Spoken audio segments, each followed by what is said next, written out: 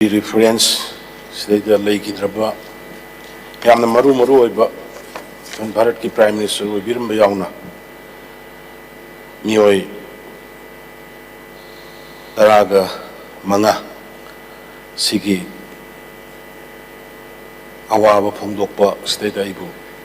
saruk yahan bibigi no thagat seri yahan bada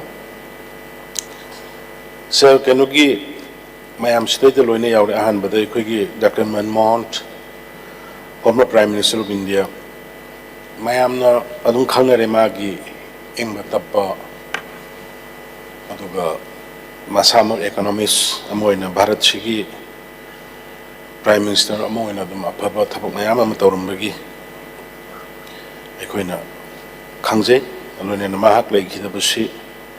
koi country sigi achogo mangjaba mani haiba ai hana thamjage sir mathang dai koi Sri Ganesan, former Governor of Manipur, Masi Saraina, CM wedding in Matamda, Layram Banisa. Machi, Adukimatic means Yam Zantal Dobo, Mangon the Asaurum, Kaba, Litaba, Yamna Grassrootki, me, Dogna, Cutting Mapu, Yamna Tarana Toba, me, Yam Pabami Emani, and Kumami Malay the Busi Bharat Kiwina, a Manzaba Mini Haidanai Lowisa, Aduna, Matanga Kiki Togdangi Yama Devendra, Masi Jiribam the Guinea Jiribam the Podkazer Gusumagi family si Aigi Kender the labor, Hujikshuma Malagi the Segi Kender the Legidone Yamna. Ingba tappa duga khoigi file work amna section na toba ke governance ki niti niyom si phajana khangba dumba ama atangba leader mani haina ima thaninge adu magi legidaba sei chali adubu yamna matam khra swolaga leirama du yam toina unabadi phangokde adubu magi advice man tamba Mangonagi Pirama Wakalonching Yamna Taganinga Wisha Matangasa BD Bearing Honorable MLA Biramba Aduga Matek Amasu MP Girai Shabagi Matek Amasu Oedamani Mase the Mahak Yamna Dum State Chigi Amaga Gimarakta Communication Gap Itinovisinjaba Aduma leader Amani Aduga Kogi Maru in Ma Anal tribe the Orivasu, Manipur Pumbagi, Pajana in Tijana Tabahona Biramba, the leader Mani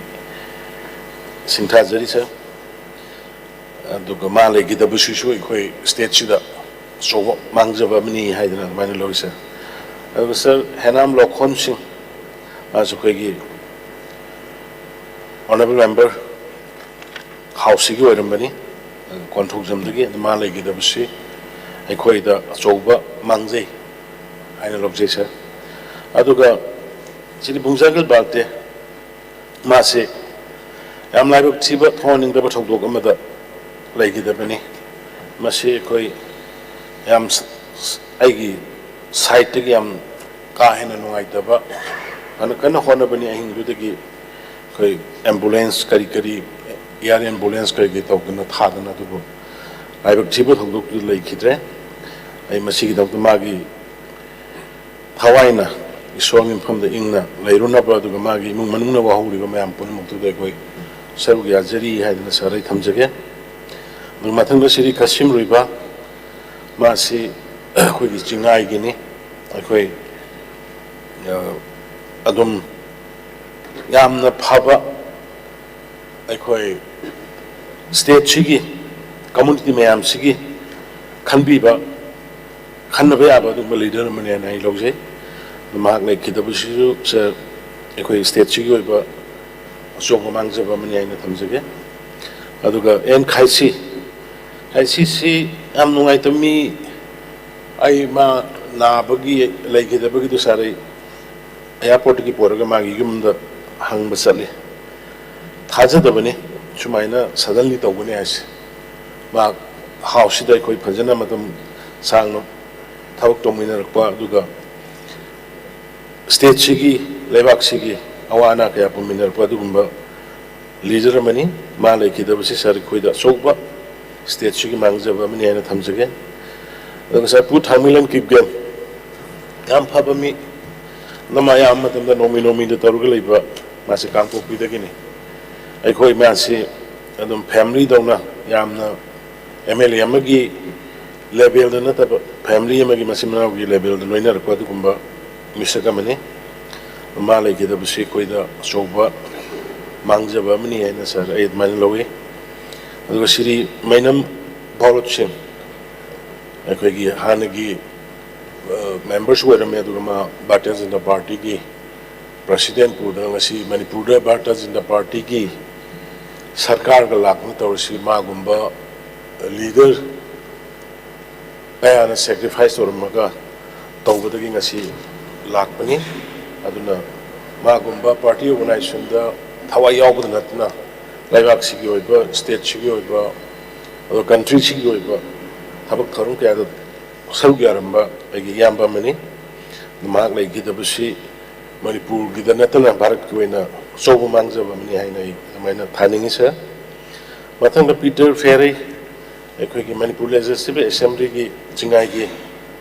ꯗꯒꯤꯅꯤ ꯃꯍꯥꯛ ꯑꯩ ꯌꯥꯝ ꯀꯨꯞꯅ ꯅꯛꯅꯗꯤ ꯈꯪꯅꯖꯍꯧꯗ꯭ꯔꯦ ꯑꯗꯨꯕꯨ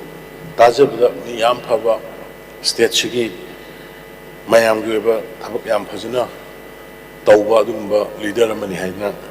ꯑꯩꯈꯣꯏ ꯇꯥꯖꯩ ꯑꯗꯨ ꯃꯍꯥꯛ ꯂꯩꯈꯤꯗꯕꯁꯤꯁꯨ ꯑꯩꯈꯣꯏꯗ ꯑꯆꯧꯕ ꯃꯥꯡꯖꯕ ꯑꯃꯅꯤ ꯃꯊꯪꯗ ꯑꯩ ꯏꯆꯦꯝꯃ ꯕꯤꯃꯣꯂꯥ ꯑꯩꯒꯤ ꯀꯦꯟꯗ꯭ꯔꯗꯒꯤꯅꯤ ꯃꯍꯥꯛ ꯇꯦꯔꯤꯇꯣꯔꯤꯌꯦꯜ ꯀꯥꯎꯟꯁꯤꯜꯒꯤ ꯃꯇꯝꯗꯨꯗ ꯅꯣꯃꯤꯅꯦꯁꯟ ꯑꯣꯏꯅ MLAꯁꯨ ꯑꯣꯏꯔꯝꯃꯤ ꯁꯔ ꯑꯗꯨ ꯃꯥꯁꯤ ꯑꯗꯨꯝ ꯃꯌꯥꯝ ꯃꯇꯝ ꯄꯨꯝꯅꯃꯛꯇ ꯑꯩꯈꯣꯏꯅ ꯍꯦꯛ ꯈꯪꯉꯛꯄꯗꯒꯤ ꯀ꯭ꯂꯕꯀꯤ ꯂꯩꯀꯥꯏꯒꯤ ꯑꯗꯒꯤ ꯃꯔꯨꯑꯣꯏꯅ ꯇꯣꯜꯂ ꯇꯥꯔꯕꯤꯁꯤꯡ ꯑꯣꯔꯐꯥꯟꯁꯤꯡꯒꯤ ꯌꯥꯝꯅ ꯊꯋꯥꯏ ꯌꯥꯎꯖꯕ ꯃꯤꯒꯤ ꯁꯦꯕꯥ ꯄꯕ꯭ꯂꯤꯛꯀꯤ ꯁꯦꯕꯥ ꯇꯧꯕꯁꯤꯗ ꯌꯥꯝ ꯊꯋꯥꯏ ꯌꯥꯎꯖꯕ ꯑꯗꯨꯒꯨꯝꯕ ꯏꯆꯦ ꯑꯃꯅꯤ ꯑꯗꯨ ꯃꯍꯥꯛ ꯂꯩꯈꯤꯗꯕꯁꯤ ꯁ꯭ꯇꯦꯠꯁꯤꯒꯤ ꯑꯆꯧꯕ ꯃꯥꯡꯖꯕ ꯑꯃꯅꯦꯅ ꯑꯩ ꯑꯗꯨꯃꯥꯏꯅ ꯂꯧꯖꯩ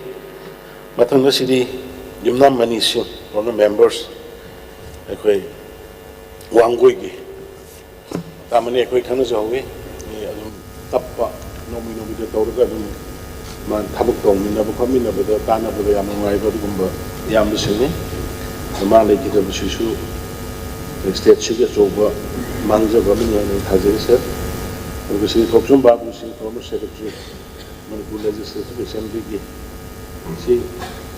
ꯑꯦꯁꯦꯝꯕ꯭ꯂꯤꯁꯤꯗꯩꯗ ꯃꯌꯥꯝꯅ ꯃꯇꯝꯒꯤ ꯍꯣꯠꯅꯔꯤꯕ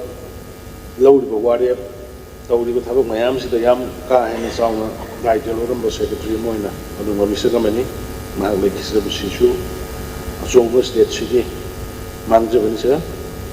ꯑꯗꯨꯒ ꯃꯇꯨꯡꯗ ꯔꯥꯖꯀꯨꯃꯥꯔ ꯃꯣꯗꯨꯁꯅꯥ ꯐꯣꯔꯃꯔ ꯁꯦꯀ꯭ꯔꯦꯇꯔꯤ ꯆꯞ ꯃꯥꯟꯅꯩ ꯃꯈꯣꯏꯅ ꯄꯤꯔꯝꯕ ꯀꯟꯇ꯭ꯔꯤꯕ꯭ꯌꯨꯁꯟ ꯍꯥꯎꯁꯁꯤꯃ ꯆꯂꯥꯏꯅꯕ ꯍꯣꯠꯅꯕꯗ ꯇꯧꯔꯝꯃꯤꯕ ꯊꯕꯛꯁꯤꯡ ꯑꯗꯨ ꯑꯩꯈꯣꯏ